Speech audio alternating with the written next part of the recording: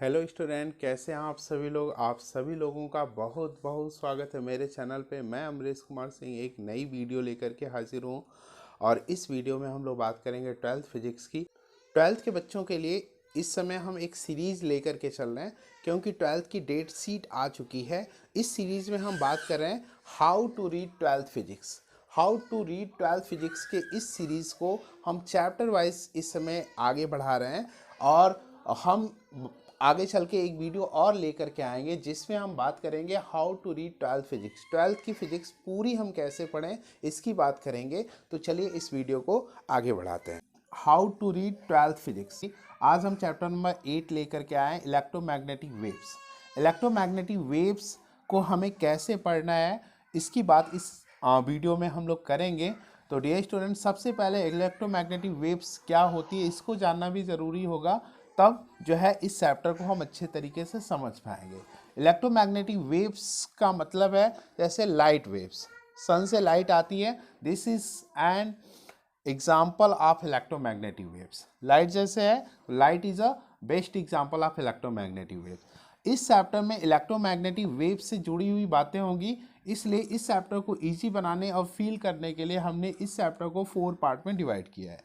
अगर इस 4 पार्ट की तरीके से आप पढ़ेंगे, इस तरीके से पढ़ेंगे 4 पार्ट में डिवाइड करके, तो काफ़ी फील होगा और अच्छे से समझ में आएगा कि किन किन पॉइंट पे इस चैप्टर में बात हुई होगी, ठीक है, या बात हुई है, ठीक है। तो चलिए 4 पार्ट कौन कौन से हैं, ये 4 पार्ट कौन कौन से इसकी बात कर लेते हैं। पहला पार्ट है डिस्प्लेसमेंट करेंट, दूसरा पार्ट है मैक्सवेल इक्वेशंस, तीसरा पार्ट है इलेक्ट्रोमैग्नेटिक वेव्स और चौथा पार्ट है इलेक्ट्रोमैग्नेटिक स्पेक्ट्रम। पहले पार्ट डिस्प्लेसमेंट करंट की बात करें तो इसको 2 पार्ट में हमने डिवाइड किया है।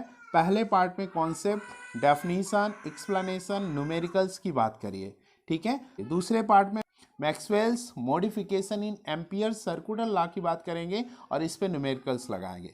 ये टॉपिक बहुत ज़्यादा इंपॉर्टेंट है डियर स्टूडेंट, इसलिए इस पर डबल टिक किया हुआ मैंने और इस टॉपिक को यहाँ पे ज़रूर आप तैयार कर लेंगे। इस डिस्प्लेसमेंट करंट के बारे में मैक्सवेल ने ही बताया था, इसलिए डिस्प्लेसमेंट करंट को मैक्सवेल्स डिस्प्लेसमेंट करंट भी बोलते हैं। मैक्सवेल का पूरा नाम भी आपको याद रखना चाहिए, जेम्स क्लार्क मैक्सवेल था। तो डिस्प्लेसमेंट करंट के पहले पार्ट को आप कैसे पढ़ें इसके बारे में हमने बताया, आप ज़रूर इस तरीके से फॉलो करिए, आप अच्छे से पढ़ पाएंगे। चलिए दूसरे पार्ट की बात करते हैं, मैक्सवेल इक्वेशन।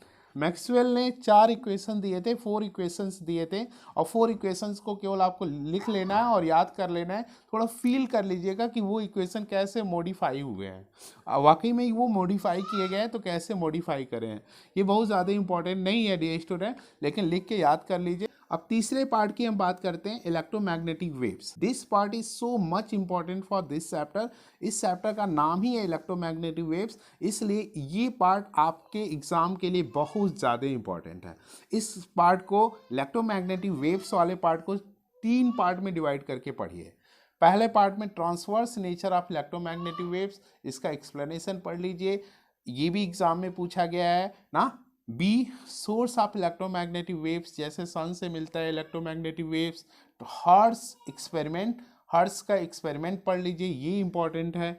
और तीसरा तो बहुत ज़्यादा इंपॉर्टेंट है, ट्रिपल टिक मैंने किया हुआ है इस पर, कैरेक्टरिस्टिक्स ऑफ इलेक्ट्रोमैग्नेटिक वेव्स, और इस पर न्यूमेरिकल्स लगा लीजिए।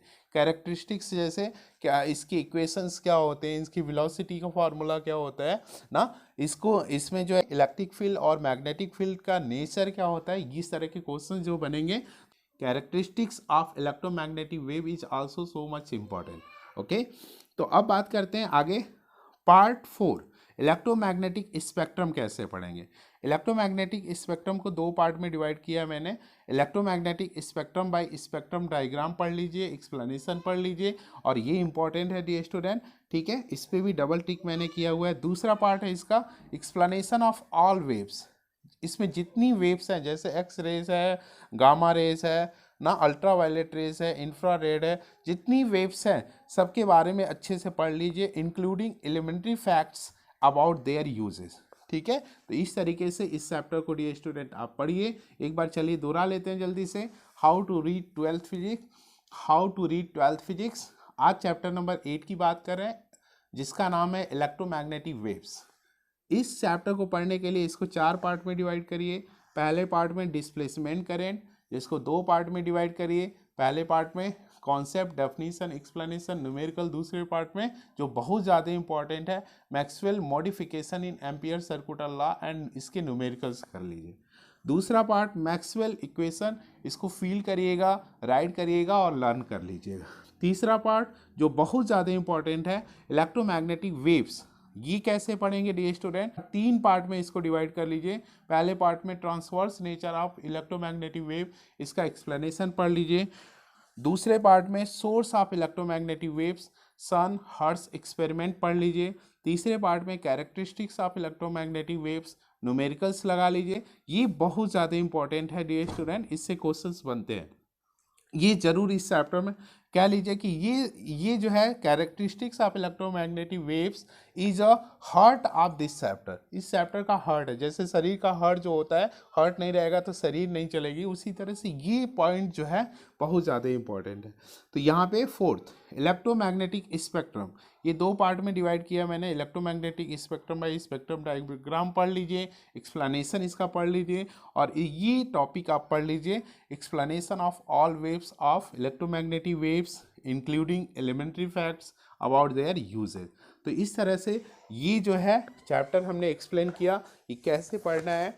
ये वीडियो आपको कैसी लगी ज़रूर बताइएगा। अगर अच्छी लगी हो तो लाइक कर दीजिएगा। अगर चैनल पे आप नए हैं तो चैनल को सब्सक्राइब कर लीजिएगा, क्योंकि इसी तरह की वीडियो हम लेकर के आते रहेंगे, यूज़फुल वीडियो लेकर के आते रहेंगे डियर स्टूडेंट। और अपने दोस्तों में ज़्यादा से ज़्यादा शेयर कर दीजिएगा, क्योंकि कहा भी जाता है कि कर भला तो हो भला।